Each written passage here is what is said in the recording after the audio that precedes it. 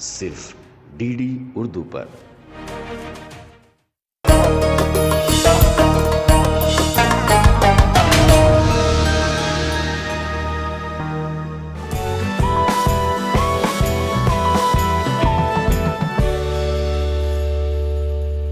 आदाब।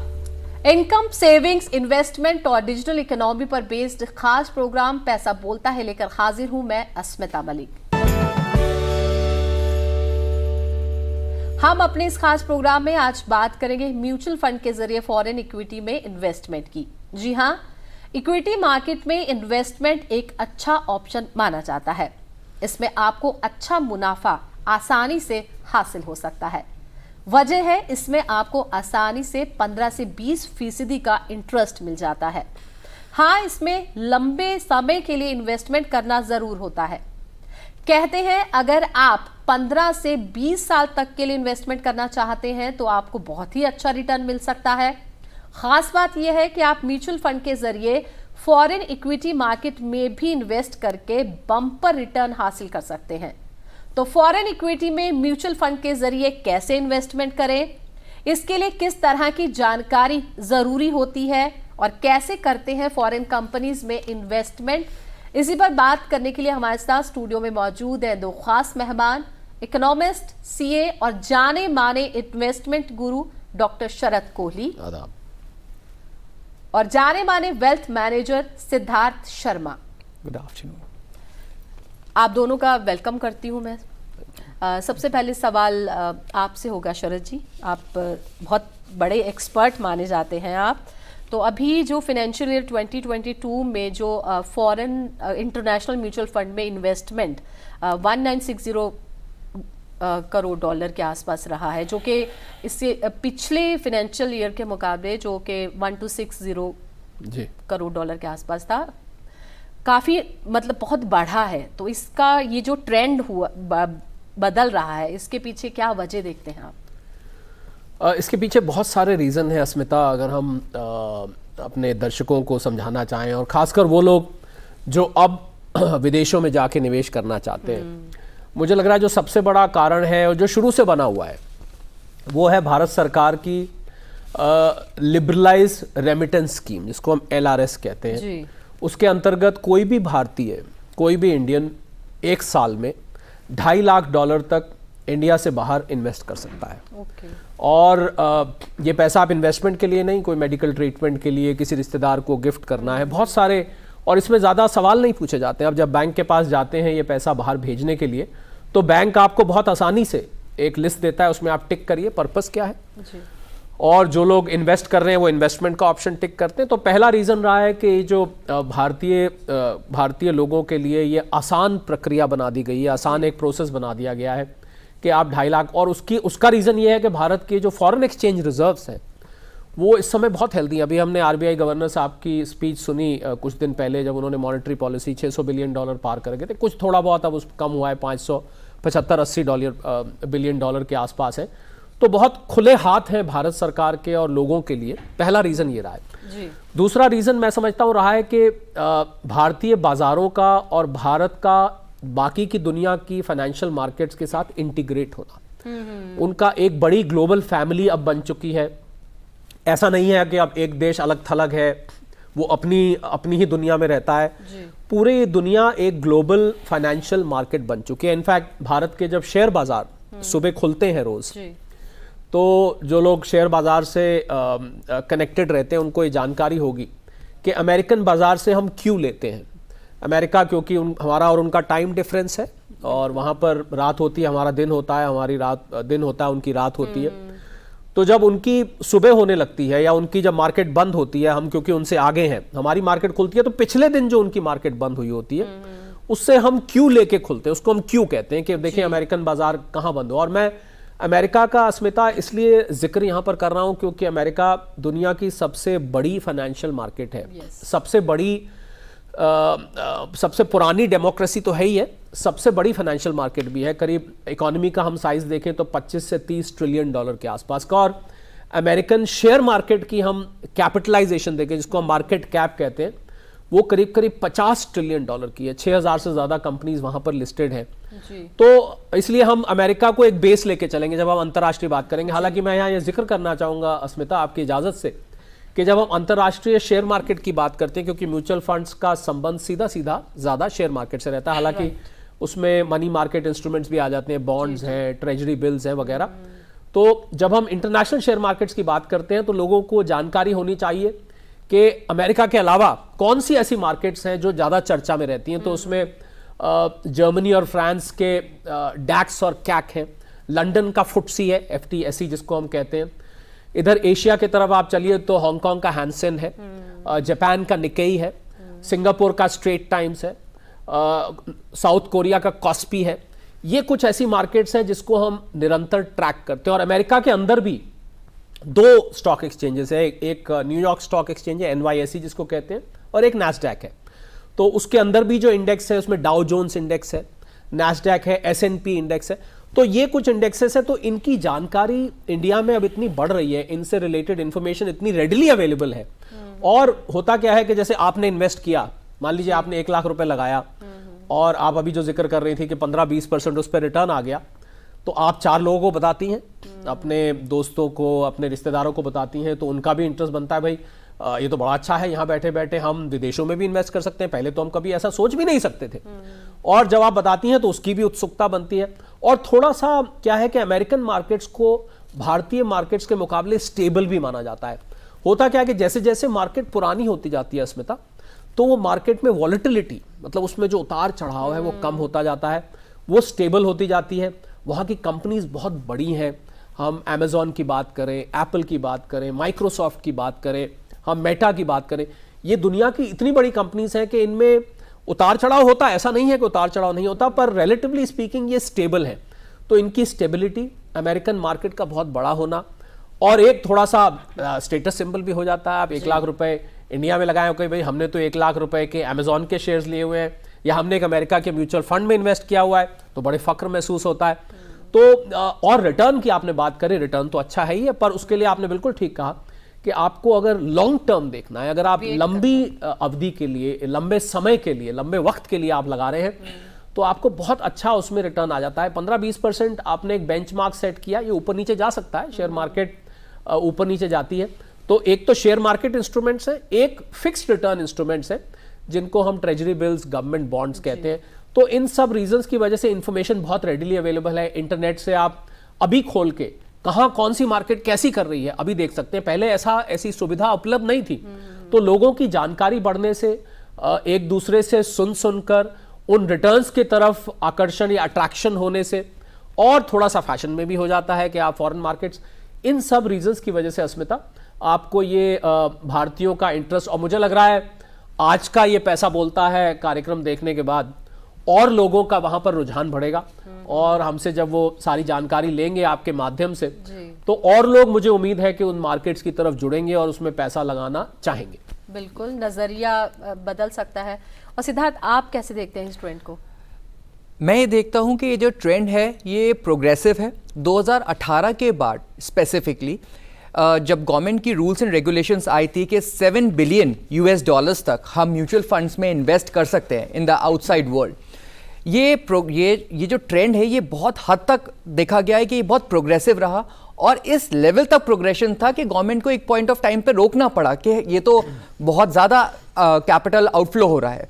तो मैं ये बोलूँगा कि जब डाइवर्सिफिकेशन के लिए जब लोग देखते हैं कि पोर्टफोलियोज़ को हम कहाँ डाइवर्सिफाई करें, किस डेवलप्ड कंट्री में हम जाएं, किस तरीके से हम अपने रिस्क को हेज कर सके, उस केस में मुझे लगता है कि इंटरनेशनल म्यूचुअल फंड्स ने बहुत बड़ा रोल प्ले किया है, जहां पे आप अपने पोर्टफोलियो का एक स्पेसिफिक पार्ट जब एक इंटरनेशनल म्यूचुअल फंड्स में आप डालते हैं, तो आप काफ़ी सारी चीज़ों को टेकिंग इनटू कंसिडरेशन कि आप किस क्वालिटी ऑफ स्टॉक्स में आप इन्वेस्ट कर रहे हैं जो आप इंडिया में इन्वेस्ट नहीं कर सकते, आप रुपी डेप्रिसिएशन का एक फ़ायदा उठाते हैं जो आप डोमेस्टिक मार्केट के में इन्वेस्ट करके आप नहीं उठा सकते, एंड मोर ओवर एक क्वालिटी और ग्रोथ में पार्टिसिपेट करते हैं बहुत बड़ी बड़ी कंपनीज की जो आप इंडिया में नहीं कर सकते। फॉर एग्जांपल आप पेपैल की बात करें, या आप वीज़ा की बात करें, मैस्ट्रो कार्ड की बात करें, फिलिप मॉरिस की बात करें, या फिर आप एप्पल, फेसबुक, गूगल, इनकी अगर आप बात करते हैं तो इनमें डायरेक्टली आप डोमेस्टिक मार्केट्स में आप इन्वेस्ट नहीं कर सकते हो।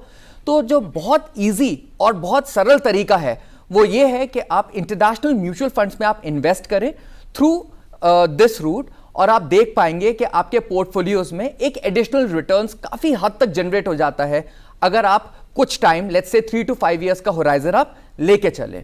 तो मैं देखता हूं कि ये एक बहुत प्रोग्रेसिव स्टेप है, पहली बात जो इंटरनेशनल मार्केट्स में इन्वेस्ट करने का।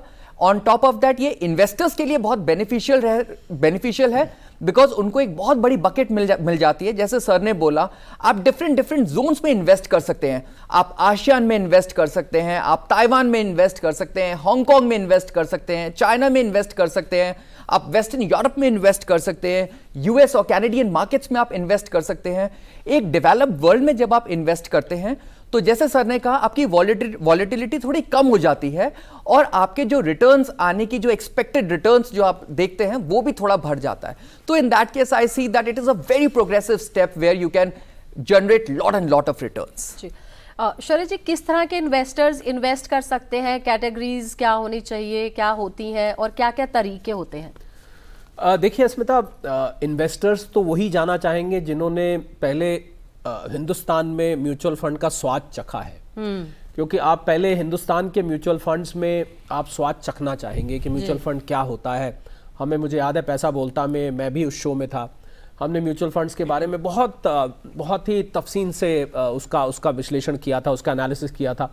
तो जो लोग म्यूचुअल फंड से पहले वाकिफ हो चुके हैं, जिनको म्यूचुअल फंड्स कैसे चलता है ये मालूम है, और म्यूचुअल फंड्स में कितने देर तक टिकना होता है ये भी पता है, ग्रोथ क्या होता है, डिविडेंड क्या होता है, तो पहले तो म्यूचुअल फंड की आपको एक हिंदुस्तान का स्वाद आपने चखा हुआ हो।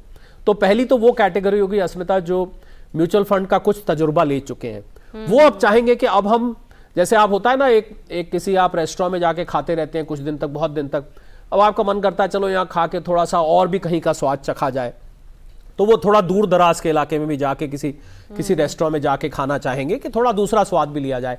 तो कुछ ऐसा ही है कि आपने हिंदुस्तान के रिटर्न्स देखे और अब आप अपने पोर्टफोलियो को डाइवर्सिफाई करना चाहते हैं। अगर मान लीजिए मेरे पास 5 लाख रुपए हैं, वेरी इंपॉर्टेंट, तो मैंने अगर 3 लाख रुपए हिंदुस्तान के म्यूचुअल फंड में लगाया है, मैं चाहूंगा कि अगर हिंदुस्तान में मुझे म्यूचुअल फंड मार्केट में कोई रिस्क दिखाई दे रहा है, मैं चाहूंगा कि इसमें से 2 लाख रुपए मैं कहीं बाहर भी जाके लगाऊं। और क्योंकि अब ये सारा का सारा प्रोसेस अस्मिता इतना आसान हो गया है कि आपको बहुत आसानी से, और यहाँ पर ये जिक्र आया है तो आपकी इजाजत से मैं बताना चाहूंगा कि आप कैसे आप जा सकते हैं, क्योंकि ये सब जानना चाहेंगे कि हम बात तो कर रहे हैं पर क्या तरीका क्या है, क्या हमें फ्लाइट बुक करा के वहां बुकिंग करानी, वहां जाके इन्वेस्ट करना पड़ेगा, क्या तरीका है? साहब बहुत आसान है, आप घर बैठे बिठाए इन्वेस्ट कर सकते हैं और आपके पास बहुत सारे तरीके हैं। आप कोई 2-3, अगर इंटरनेशनल इक्विटी मार्केट की हम बात करें अस्मिता, तो इंटरनेशनल इक्विटी मार्केट में आप 2-3 तरीके से इन्वेस्ट कर सकते हैं। एक, आप सीधा भी जाकर वहां पर शेयर मार्केट में इन्वेस्ट कर सकते हैं। आप वहां के किसी ब्रोकर के साथ अकाउंट खुलवा लीजिए डीमैट, और अकाउंट खुलवा के आपके जो कागजात हैं, जो KYC होता है जिसमें आपकी प्रूफ ऑफ आइडेंटिटी है, एड्रेस प्रूफ है, ये सब चीजें, आपकी कुछ नेटवर्थ भी देना पड़ता है, थोड़ी सी एडिशनल डॉक्यूमेंटेशन होती है, ये तो आप सीधा। अब जैसे आपने म्यूचुअल फंड करना है उसके लिए भी प्रोसेस ऐसा ही है, तो या तो आप वहीं के ब्रोकर के पास जाइए सीधा और वहां के ब्रोकर को ढूंढ के आप उससे खुलवा लीजिए। और अब इंडिया में बहुत सारे ब्रोकर्स के पास ये अथॉरिटी है, या फ्रेंचाइज कह लीजिए, एजेंसी कह लीजिए, जो कि आपको फॉरेन म्यूचुअल फंड्स में निवेश करा सकते हैं। ये तरीका, और एक जो नई चीज अभी पीछे हुई है अस्मिता, जो सरकार की तरफ से हुई है, उसका यहाँ जरूर जिक्र आना चाहिए। गुजरात में गिफ्ट सिटी, अगर जिन लोगों ने नाम ना सुना हो तो हम उनको बताना चाहेंगे कि गिफ्ट सिटी में इंटरनेशनल फाइनेंशियल सर्विस सेंटर खोला गया, IFSC। उसके अंतर्गत नेशनल स्टॉक एक्सचेंज और बॉम्बे स्टॉक एक्सचेंज, जो भारत के 2 एक्सचेंजेस हैं, उन्होंने अपनी सब्सिडरीज बनाई हैं विशेषकर खाली उनके लिए जो लोग फॉरेन मार्केट्स में इन्वेस्ट करना चाहते हैं। तो आप वो रूट भी ले सकते हैं। तो अब इतने सारे अब रास्ते खुल गए हैं कि किसी भी इन्वेस्टर के लिए बहुत आसान हो गया है अब वहां पर इन्वेस्ट करना।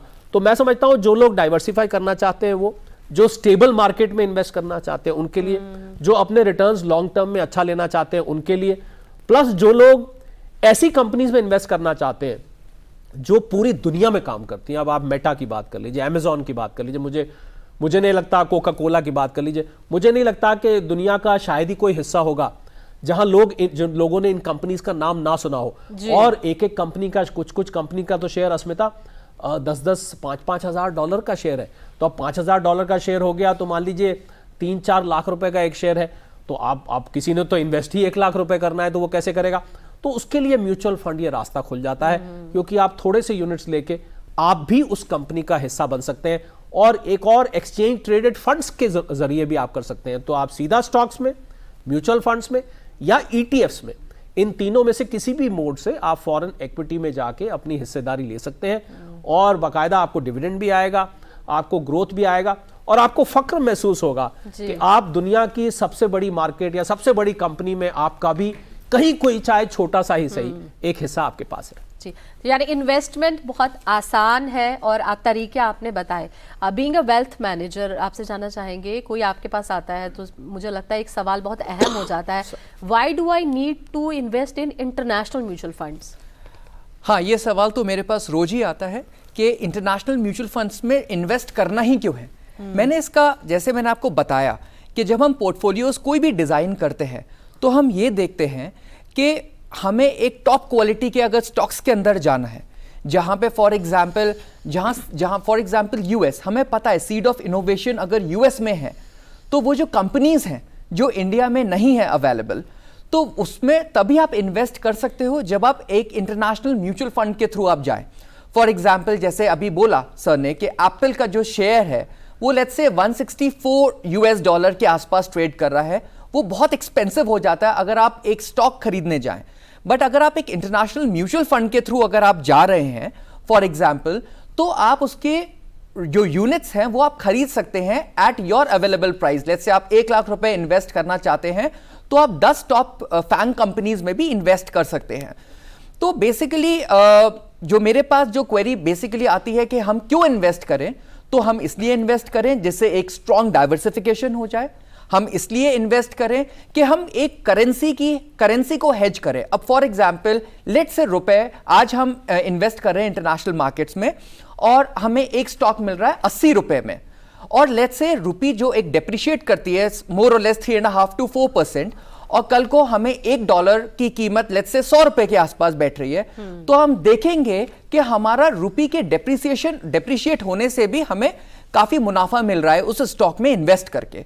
तो ये भी एक बहुत इंपॉर्टेंट रीजन है जिसके कारण हम करेंसी हेज करके भी एक अच्छे रिटर्न्स पोर्टफोलियो के अंदर जनरेट कर सकें, जो कि डोमेस्टिक मार्केट्स में इन्वेस्ट करके प्राइमरीली हम मुनाफा नहीं ले सकते हैं। तो ये एक बहुत इंपॉर्टेंट रीजन है जिसके कारण हम इन्वेस्ट करते हैं। और जैसे बोला जाता है कि इन्वेस्टमेंट के काफी तरीके होते हैं, अब बहुत सारे नए तरीके भी खुल गए। जैसे फॉर एग्जांपल हमारे इंडियन मार्केट्स में, डोमेस्टिक मार्केट्स में जितनी भी एसेट मैनेजमेंट कंपनीज हैं उनके टाई-अप्स हैं इंटरनेशनल मार्केट्स में। फॉर एग्जांपल जैसे मैं एक्सिस की बात करूं तो उसके पास श्रॉडर्स है इंटरनेशनल मार्केट का, अगर मैं पीजीआईएम की बात करूं उसके पास जेनिसन है अपना, अगर मैं आईसीआईसीआई की बात करूं उसके पास अपने प्रूडेंशियल है।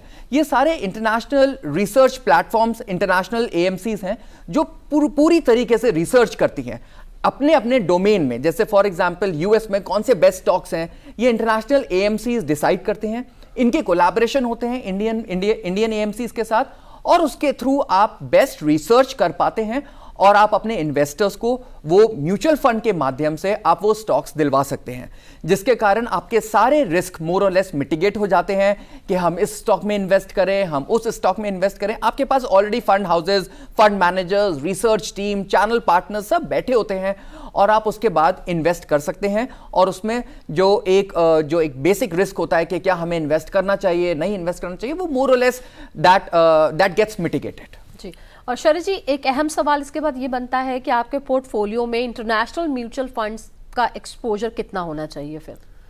देखिए, इस पे जो सिद्धार्थ ने बात कही रुपी डेप्रिसिएशन की, तो मुझे लगता है हमारे जो डीडी उर्दू के जो दर्शक हैं, अगर वो इसको नहीं समझ में पाए तो मैं इसको थोड़ा सा और आसान करके बता देता हूँ कि मान लीजिए आपने 80 रुपए पे इन्वेस्ट किया और कल को रुपया गिर के 82 रुपए हो गया या 83 रुपए हो गया, तो आप जब पैसा वापस लाएंगे वहां से तो लाजमी बात है कि आपको पैसा ज्यादा आएगा। तो एक तो आपको म्यूचुअल फंड पे रिटर्न मिला, दूसरा आपने जो रुपए की कीमत गिरी उसका भी आपको फायदा हो गया। और एक जो बात मैं और जोड़ना चाहूंगा यहाँ पर आपके सवाल का जवाब देने से पहले, वो ये है कि जब भी म्यूचुअल फंड का हम इन्वेस्टमेंट करते हैं, आपने देखा होगा जब उसका यहाँ पर कोई एडवर्टीजमेंट आता है तो बहुत जल्दी से एक लाइन बोली जाती है, म्यूचुअल फंड से सपोज टू मार्केट, वो बहुत सारे लोगों को लाइन सुनाई नहीं देती है और बहुत जल्दी। तो ये हम साथ में जोड़ना चाहेंगे कि जब भी आप इक्विटी म्यूचुअल फंड्स में खासकर जब आप इन्वेस्ट करते हैं तो मार्केट की जो वॉलेटिलिटी है, मार्केट की जो उतार चढ़ाव है, उससे आप एक्सपोज रहते हैं। मतलब ऐसा नहीं है कि आपने क्योंकि फॉरेन म्यूचुअल फंड में कर दिया तो इसलिए पूरी तरह से सेफ है। ये शेयर मार्केट सभी जगह एक जैसी है और उसमें कहीं भी उतार या चढ़ाव कभी भी आ सकता है। तो जो भी म्यूचुअल फंड में इन्वेस्ट करे वो अपनी रिस्क एपेटाइट, हम उसको बोलते हैं, कि उसमें जोखिम लेने की कितनी कैपेसिटी है, किस हद तक वो जोखिम ले सकता है, ये उसको ध्यान में रखना चाहिए। यहीं से फिर आपका सवाल आता है कि कितने पैसे फॉरेन म्यूचुअल फंड्स में इन्वेस्ट करने चाहिए।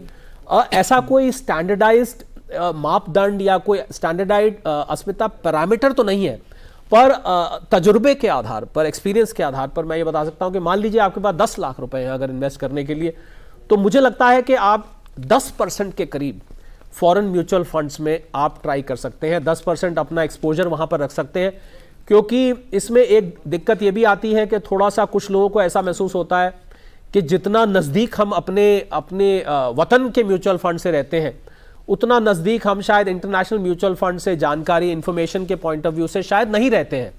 तो इस बात को देखते हुए मुझे लगता है कि 10% to 15% आप आराम से अपना म्यूचुअल टोटल पोर्टफोलियो का एक्सपोजर फॉरेन म्यूचुअल फंड में बड़े आराम से कर सकते हैं। पर यह ध्यान में रखते हुए कि जो रिस्क आपको शेयर मार्केट में होता है वही रिस्क इक्विटी म्यूचुअल फंड में इंटरनेशनल भी आप जाएंगे तो वहां भी होगा।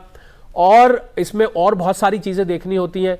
अब मान लीजिए आपने उदाहरण के तौर पे किसी, मैं नाम नहीं लेता यहाँ देश का, मान लीजिए आपने किसी एक देश के म्यूचुअल फंड में आपने इन्वेस्ट किया और उस देश से हमारे संबंध या हमारे रिश्ते मान लीजिए कल को बहुत अच्छे नहीं रहे, तो कई दफ़े ऐसा देखा गया है कि वहाँ से पैसा लाने में और वहाँ पैसा ले जाने में कई बार दिक्कत भी आ जाती है। हमने जैसे मैं इसका अगर एग्जांपल लूँ तो ईरान का आप एग्जांपल लीजिए। ईरान के कुछ इन्वेस्टर्स थे जो मुझे जानते थे, उन्होंने अमेरिका में इन्वेस्ट किया हुआ था। अब जब सैंक्शंस लगे ईरान के ऊपर तो ईरान की कुछ इन्वेस्टमेंट्स वहाँ पर फंस गई। तो ये सब रिस्क मुझे लग रहा है जो भी इन्वेस्ट करे इस रिस्क का पूरी तरह से असेसमेंट करे। और सबसे बड़ी बात, इक्विटी में म्यूचुअल फंड्स में कितना आप एक्सपोजर लेना चाहते हैं। अगर आप आपकी सारी ही इन्वेस्टमेंट म्यूचुअल फंड में है तो मेरी ये सलाह होगी कि आप 10 से 15% आप फॉरेन म्यूचुअल फंड्स को टेस्ट कर सकते हैं जी। पर अगर आप कुल मिला के आपका म्यूचुअल फंड में आपका थोड़ा, मान लीजिए आपके पास 10 लाख रुपए और आप बाकी बैंक एफडीज में रखते हैं, कुछ आप सोने में निवेश करते हैं, कुछ आप सेविंग्स अकाउंट्स में रखते हैं, कुछ आप पोस्ट ऑफिस में रखते हैं, और मान लीजिए आप 10 से 20% ही म्यूचुअल फंड में रखते हैं, तो फिर ये परसेंटेज फॉरेन में करने वाली और छोटी हो जाएगी। तो ये पर्सन टू पर्सन अस्मिता डिफर करेगा, क्योंकि हम जब इन्वेस्टर की प्रोफाइलिंग करते हैं तो हम बहुत सारी चीजें देखते हैं। इन्वेस्टर की उम्र कितनी है, इन्वेस्टर का जोखिम लेने की कैपेसिटी कितनी है, इन्वेस्टर के पास कुल मिला के फंड्स कितने हैं, इन्वेस्टर सेविंग्स कितनी करता है, उसकी कितने टाइम के लिए वो पैसे को छोड़ सकता है, क्या वो रिटायरमेंट के लिए कर रहा है, क्या वो किसी मकान बनाने के लिए कर रहा है, क्या वो शादी ब्याह के लिए कर रहा है, क्या वो पढ़ाई लिखाई के लिए कर रहा है। तो ये सारे पर्पस भी डिफाइन किए जाते हैं। क्या उसको रेगुलर इनकम चाहिए या उसको ग्रोथ चाहिए, तो इन सब फैक्टर्स को पर्सन टू पर्सन ये डिफर करता है। पर मैंने आपको मोटा मोटा पैमाना, मैं उम्मीद करता हूं मैंने आपको जवाब जी बिल्कुल। यानी आपके मुताबिक नोन फैक्ट्स हैं, नोन रिस्क हैं, कुछ अननोन भी होते हैं, जैसे आपने ईरान का एग्जांपल देकर एस्टैब्लिश किया। तो यानी सब बातों का ख्याल आपके माइंड में होना चाहिए। और बीइंग एन इन्वेस्टर जब आपके पास आते हैं फॉरेन इक्विटी में, जैसे किसी को इन्वेस्ट करना है, तो कौन सी बातों का ख्याल रखना चाहिए, जैसे नोन और अननोन हमने रिस्क की बात की। हाँ, जैसे बहुत अच्छी चीज़ है। जैसे हम फर्स्ट ऑफ ऑल जब हम पोर्टफोलियोज डिज़ाइन करते हैं तो हम जनरली ये देखते हैं कि 10 से 15% से ऊपर कोई भी एक्सपोजर इंटरनेशनल फंड्स के अंदर नहीं जाना चाहिए, क्योंकि इंटरनेशनल फंड्स अपने साथ एक डिफरेंट टाइप के रिस्क लेके आते हैं। जैसे सर ने एक ईरान का एग्जाम्पल दिया, उसके साथ और भी प्रॉब्लम्स हो सकती हैं। जैसे फॉर एग्जांपल कोई किसी में पॉलिटिकल अपीवल हो गया किसी कंट्री में, तो जिसके कारण उसकी मार्केट्स एकदम नीचे गिर गई, तो वो भी एक एडिशनल रिस्क है। लेट्स से किसी की करेंसी जो है वो एप्रिशिएट कर गई बहुत ज़्यादा, तो वो एक अपने साथ एक अलग टाइप का रिस्क लेकर आता है। तो जब हम एक पोर्टफोलियो डिज़ाइन करते हैं और उसमें हम ये सोच लेते हैं कि हम 10 से 15% का लेट्स से एक इंटरनेशनल फंड्स में हम इन्वेस्ट करेंगे, तो फिर उस 10 से 15% के पैसे को भी हम डाइवर्सिफाई कर देते हैं। जैसे फॉर एग्जांपल कुछ पैसा हम चाइना, ताइवान और हांगकांग जैसे मार्केट्स में इन्वेस्ट कर देते हैं। जैसे फॉर एग्जांपल आजकल हम देखते हैं, जैसे सर ने ETFs का नाम लिया, तो हम लिथियम बैटरीज बहुत फेमस है, इनके ETFs आने स्टार्ट हो गए हैं। चाइना बैटरीज के ETFs आ गए हैं, ऑटोमेशन में ETFs आ गए, जैसे IoT के ETFs आए हुए हैं। तो हम देखते हैं कि उस 15% में से एटलीस्ट 3 से 4% का जो पैसा है वो इनोवेशन वाली जो कंपनीज हैं, बायोसिम्युलेटर्स जो बनाते हैं, या फॉर एग्जांपल जो कंपनीज मॉडर्ना या फिर फाइजर जैसी कंपनीज आ गई जिन्होंने बहुत ज़्यादा जीनोम सीक्वेंसिंग में काम किया है और हमें पता है इसकी रेट ऑफ ग्रोथ बहुत ज़्यादा होने वाली है। तो हम जो उन स्पेशलाइज्ड एरियाज में उन 10 से 15% के जो पैसा है उसमें उस पैसे को डिवाइड कर लेते हैं इन सेक्टर्स स्पेसिफिक और कंट्री स्पेसिफिक। या तो हम उसको ग्रेटर चाइना में ले जाते हैं, या उसको हम आसियान में ले जाते हैं, या हम उसको US और कनाडा में रखते हैं, डिपेंडिंग अपॉन द फैक्ट कि डेवलप्ड कंट्रीज में भी हमें उसको किस तरीके से डाइवर्सिफाई करना है और डेवलपिंग कंट्रीज में भी हमें उसको किस तरीके से डाइवर्सिफाई करना है, along with taking into consideration कि हम किन किन सेक्टर्स में इन्वेस्ट कर रहे हैं जब हम इंटरनेशनल जा रहे हैं, चाहे वो फार्मास्यूटिकल्स हैं, चाहे वो IoT है, चाहे वो आपके फार्माज हैं। तो डिपेंड करता है कि कौन कौन से सेक्टर्स हैं जिनमें हम बुलिश हैं और उस कंट्री के उस सेक्टर में हम इंटरनेशनल म्यूचुअल फंड्स के थ्रू हम जाकर इन्वेस्ट करते हैं पैसा। ये 10 से 15% का टोटल पोर्टफोलियो एक्सपोजर लेकर। जी हाँ, शरद जी और सिद्धार्थ, बहुत अहम जानकारियां फॉरेन इक्विटी में इन्वेस्टमेंट के नज़रिए से आप लोगों से हमको मिली है, व्यूअर्स को मिली है। बहुत बहुत शुक्रिया आपका। Thank you. उम्मीद करते हैं कि जितना सिंप्लीफाई आज के पैसा बोलता में हमारे मेहमानों ने किया है और आपको इससे बहुत हेल्प मिलेगी, आपकी इन्वेस्टिंग बहुत आसान हो जाएगी। पैसा बोलता है कि इस खास कड़ी में फिलहाल इतना ही। हमारा ये प्रोग्राम आपको कैसा लगा इस पर आप भी अपनी राय दे सकते हैं। इसके लिए हमारा ईमेल ID है ddurduspecials@gmail.com। इसी के साथ हमारी पूरी टीम को दीजिए इजाजत। आदाब।